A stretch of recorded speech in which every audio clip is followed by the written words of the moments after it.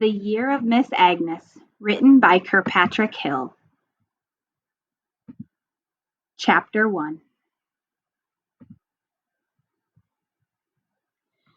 What will happen now? I asked Mama as we watched the plane take the teacher away. Maybe no more school. Mama twitched her shoulder a little to show she didn't care.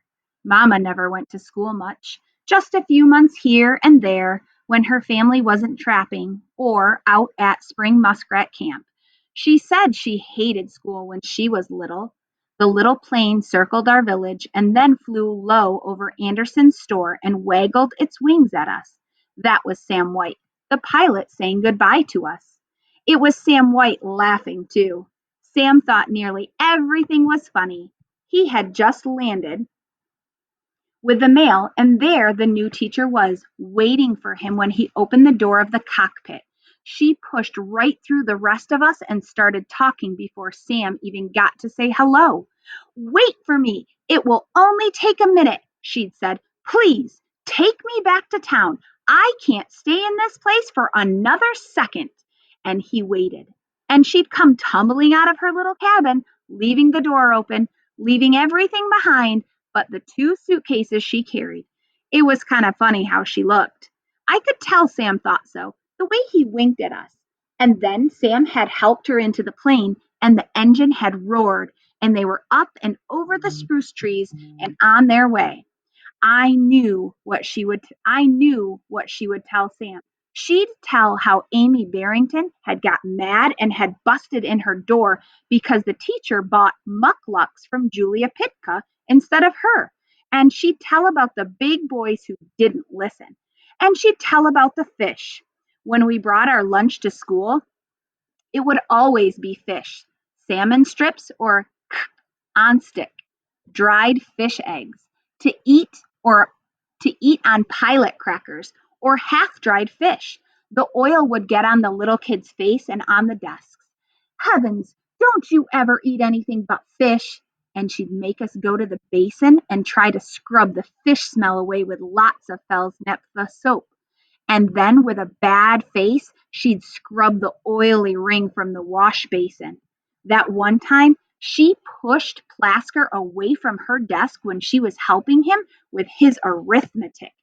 You smell a fish, she said, real mad with her teeth together. Plasker looked scared. I was helping my old man bail whitefish, he said. He was pretty nervous, wiping his hands on his pants as if that would help.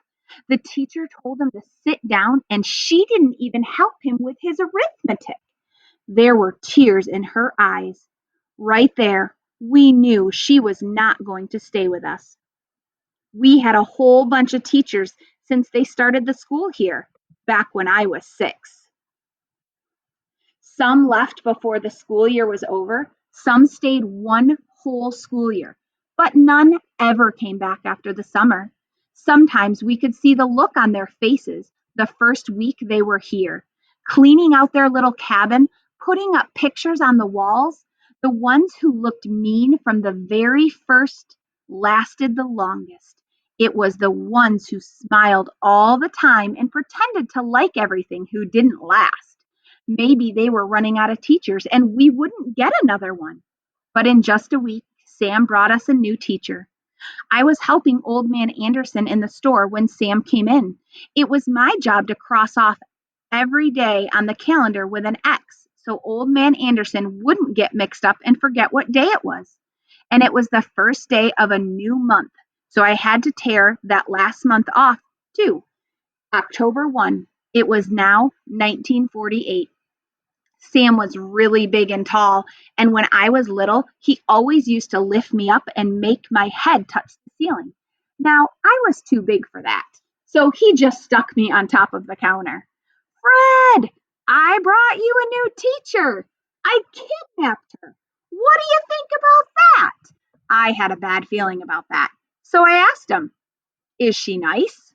Oh, ho, said Sam. This one's got a little mileage. You kids are not going to get away with nothing. That didn't sound like she was going to be nice. So I wiggled down off the counter. I wanted to go have a look at her.